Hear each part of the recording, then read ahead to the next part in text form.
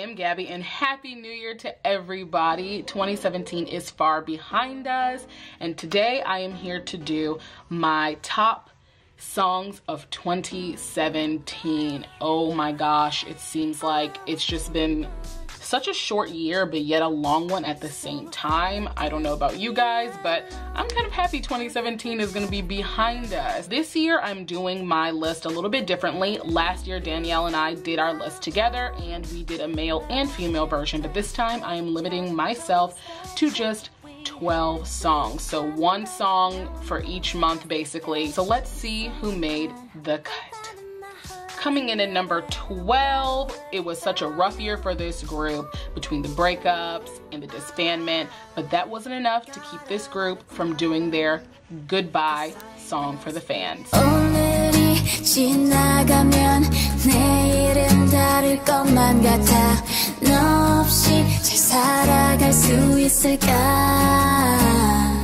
(21's) Goodbye. This song for me, I had to put this on my list because even though it came out at the beginning of January, I still, even now, at the end of the year, listen to this song because being a Blackjack, this just meant everything to me and to the fans, and 21 will never be forgotten even though they are no longer a group. Moving on to my number 11, even though at the start of the year everybody was dropping their new singles and comebacks like flies, this group is no stranger to the K-pop scene. At my number 11 is...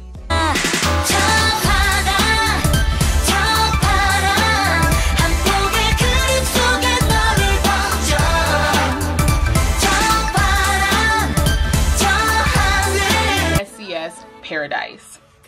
So guys, this song is not the first song that I've ever heard by S.E.S, and even though I am a current K-pop fan and I did not know of them when they first debuted years ago, it's still good to educate yourself about K-pop groups that are in the past to see what kind of got you to this future, if that makes sense.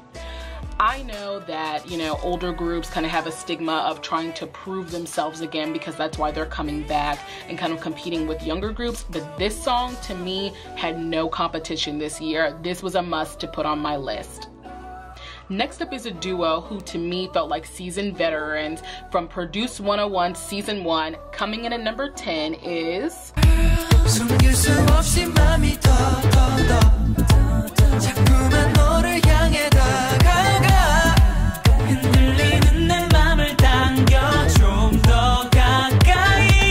So, although I didn't really watch Produce 101 Season 1 or Season 2, I did know of these guys because after they were put off the show, I followed them on like social media and stuff, and I felt like they were super duper talented. And this song, the was just on repeat since it came out when I heard it.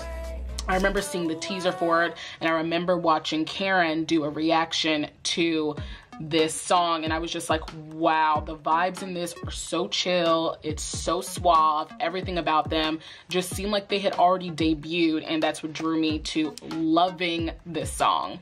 Guys, okay, so we're already at number 9, but guess what? The list ain't over yet. These two came together on this track that really took me by surprise, and although I am a fan of both of them, I would have never thought to put them together. My number 9.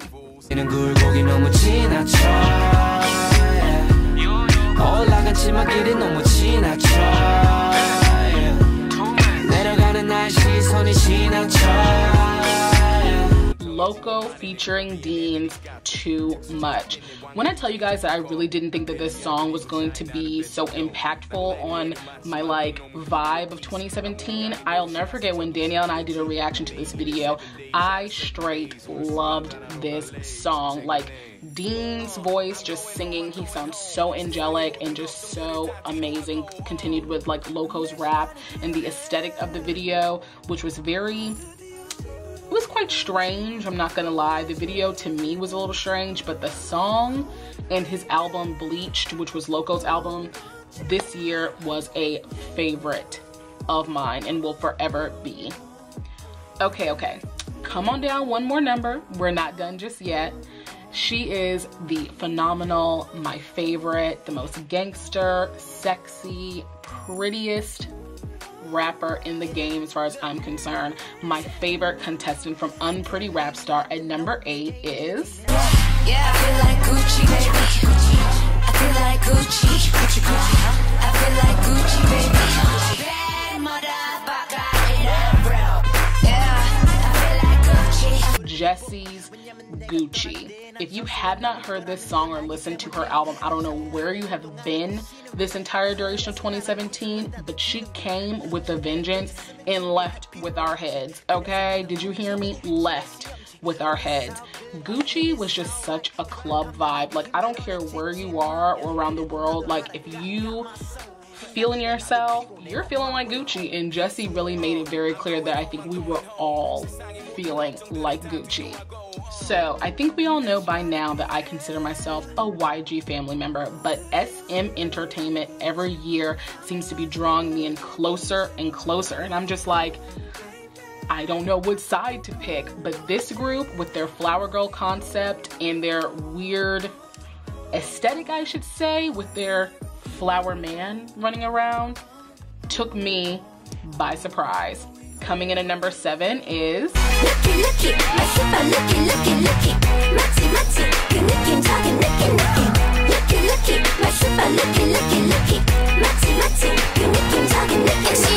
Red Velvet's Rookie.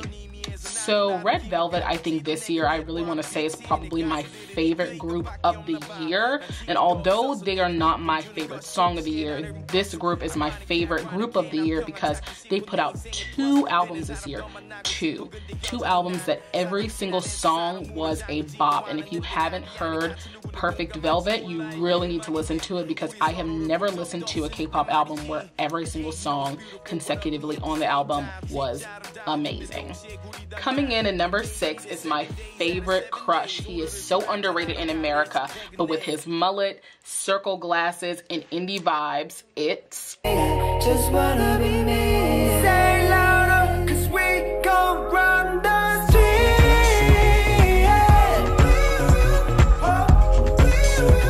And we gon' run. Dean, Run the Streets. This song was for actually a Puma ad, so he, you know, cut a deal with Puma and had a song done too. And even though my list is getting smaller and smaller, I will always forever make room for Dean on it, because he is just the epitome of what an artist is to me. He worked so hard. He didn't take the traditional route by joining a group and debuting. He does all his work himself, and it's like everybody now wants to collaborate with Dean, and like, if this song doesn't make you see why, girl, you're missing it. So just because I just mentioned Dean, you guys can probably guess who is next on my list. They make the coldest, sickest tracks in K-pop, and when they come together as a group, everybody knows who they are, okay? My number 5.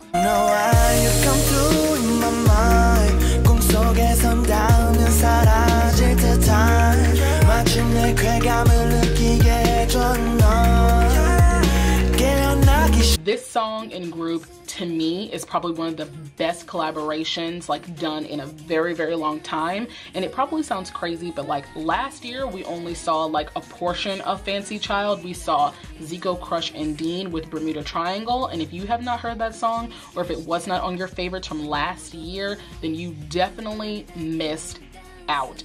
That shit was legend. But this time you get the entire Fancy Child in one video, and the beats were so dope. The concept was so artsy. Like, I loved the bluish teal robes and how they all ended up being kind of like one person. The beats, like I said, were so sick. Everything was so chill. So I would highly, highly, highly recommend this song and Millic's album. So it's kind of crazy because this next one, I didn't really know if I wanted to make them number 3 and number 4, but I couldn't decide which song was better. So these two ladies coming from the same group are going to share the top spot of number 4.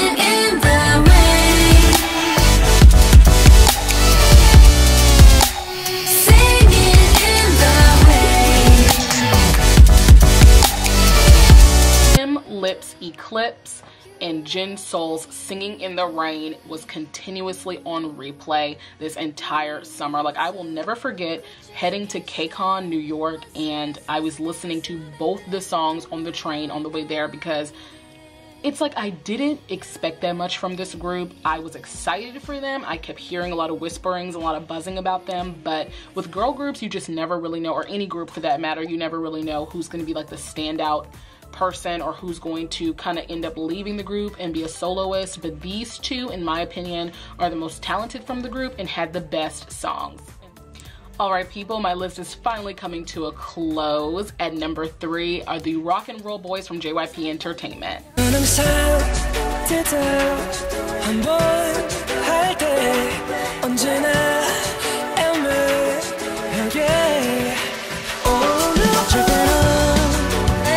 Day6's I Wait was, in my opinion, the best song they put out this year. They did one song per month, which was kind of unheard of for any K-pop group, especially a K-rock group or like a K-alternative group. But I really loved them this year because they really kind of forced themselves on fans, and not in a bad way, because K-rock groups, like I said, or K-alternative groups, they're not that many. There's probably like 10 in the K-pop game that people know widespread, and Day6 for me and I Wait was definitely my favorite song that they put out. Woo! Okay, finally, we're at number 2. This girl, I don't even know what group she's from. I don't particularly care what group she's from or where she came from prior to this song. But her angelic voice with the rap, coupled with this kind of fairy-like aesthetic and atmosphere, this is why she made this list.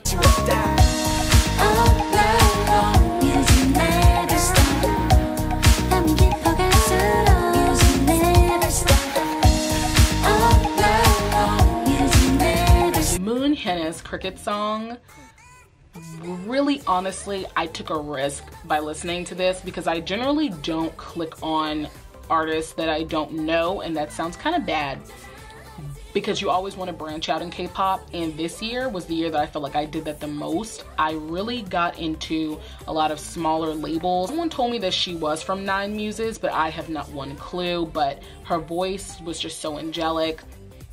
And the vibe of the video was just so encapsulating. Like, it really took me to another place. So before you get too excited and before I reveal my favorite song of the year, let's go ahead and take a look back at this list that I have compiled that were some of the songs that I felt like should have made the list but didn't because they just weren't quite there.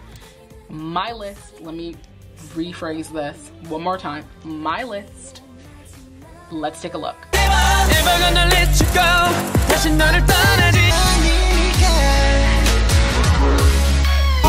We all these, baby.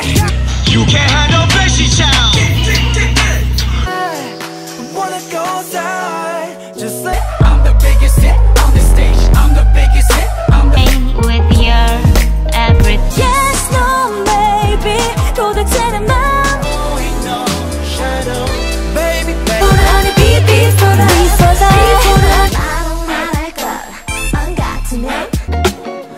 flow like clouds. What are they? Know nothing but I love. 날 두고 가시나. 신경 화장이 더 번져갈수록 I let a party on the weekend. 들어가기 싫어 너가.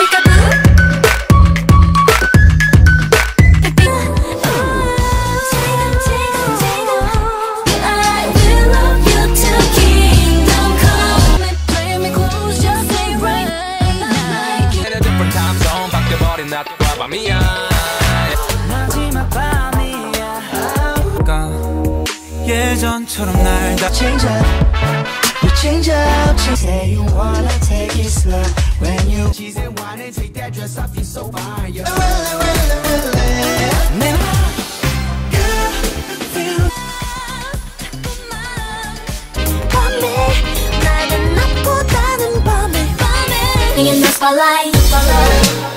I'm feeling good right now. I'm feeling good right now.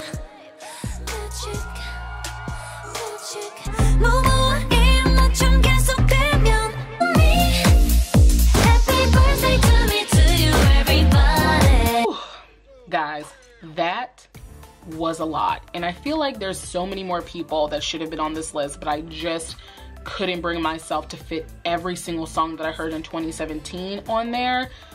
But without further ado, I feel like you can probably already guess who this is. They were missing, but don't think I forgot about them, because they had their comeback of 2017. My number one favorite song is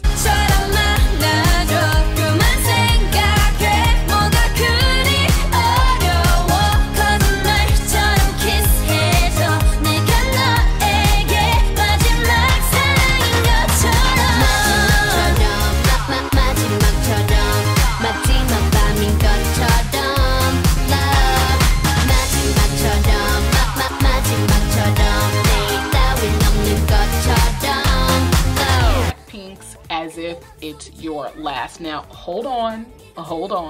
Before you come at me crazy and talk about how this shouldn't have been my favorite song, this song for me really represents K-pop. Like, I've been listening to K-pop for a very long time, like a very long time. And if somebody ever asked me what K-pop was, I would show them this video. And let me tell you why. They fit every single criteria that a K-pop fan would love, or somebody who isn't even interested in K-pop would find interest in. Like, the beat was sick, the dance was amazing, the clothing was so on trend. Like, the boots that Lisa was wearing, Rihanna wore them, Kendall Jenner wore them, Taylor Swift had them on. Like, they fit all the criteria of what a good song or good summer song should be, and something that really uplifts you and brings you good beats and good vibes. And that is why they were my number one of the year. But before you guys click away, I just wanted to say really quickly, thank you guys so much for all those people who have been subscribed to us for the duration of the time that Danielle and I have been on YouTube together. And thank you to those people who are newly subscribed, because now it's just me here on the channel. Hope that 2018 brings us the best music possible, and please, please, please don't forget to like, comment, and subscribe. Let me know what your top 12 songs were of 2017, and I will see you guys in the next one. She don't love me, 내겐 artificial love.